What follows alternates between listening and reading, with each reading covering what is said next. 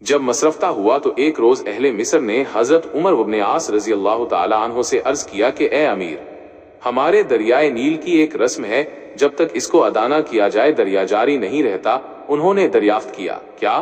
کہا، اس مہینے کی 11 تاریخ کو ہم ایک کنواری لڑکی کو اس کے والدین سے لے کر عمدہ لباس اور نفیس زیور سے سجا کر دریائے نیل میں ڈالتے ہیں۔ حضرت عمر بن عاص رضی اللہ تعالی عنہ نے کہا کہ اسلام میں ہرگز ایسا نہیں ہو سکتا، اور اسلام پرانی واہیات رسموں کو مٹاتا ہے۔ پس وہ رسمیں موقوف رکھی گئی اور دریا کی روانی کم ہوتی گئی، یہاں تک کہ لوگوں نے وہاں سے چلے جانے کا قصد کیا۔ یہ دیکھ کر حضرت عمر بن عاص رضی اللہ تعالی عنہ نے امیر المومنین رضی اللہ تعالی عنہ کی خدمت میں تمام واقعہ لکھ بھیجا۔ آپ رضی اللہ تعالی عنہ نے جواب میں تحریر فرمایا، تم نے ٹھیک کیا، بے شک اسلام ایسی رسموں کو مٹاتا ہے۔ میرے اس خط میں ایک رکا ہے، اس کو دریائے نیل میں ڈال دینا۔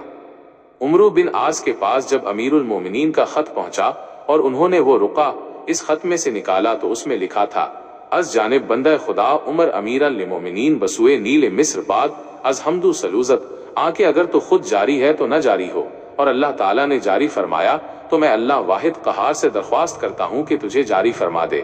عمر بن عاص رضی اللہ تعالیٰ عنہ نے یہ رکا دریائے نیل میں ڈالا۔ ایک شب میں 16 گز پانی بڑھ گیا اور بھیڑ چڑھانے کی رسم مصر سے بالکل موقوف ہو گئی۔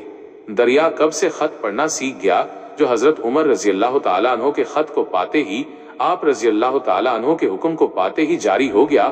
میری سمجھ میں بات یہی آتی ہے کہ حضرت عمر رضی اللہ تعالیٰ عنہ اپنے آقا صلی اللہ علیہ وآلہ وسلم کے ایسے سچے غلام تھے کہ آپ رضی اللہ تعالیٰ عنہ کا حکم دریاؤں پر بھی چلتا تھا۔ واللہ عالم بالصواب۔ اگر کبھی کوئی ویڈیو، کال، واقعہ، کہانی یا تحریر وغیرہ اچھی لگا کریے تو مطالعہ کے بعد مزید تھوڑی سی زحمت فرما کر اپنے دوستوں سے بھی شیئر کر لیا کیجیے۔ یقین کیجیے کہ اس میں آپ کا بمشکل ایک لمحہ صرف ہوگا، لیکن ہو سکتا ہے اس ایک لمحہ کی اٹھائی ہوئی تکلیف سے آپ کی شیئر کردہ تحریر ہزاروں لوگوں کے لیے سبق آموز ثابت ہو۔ دوستو، ہماری سپورٹ کے لیے پوسٹ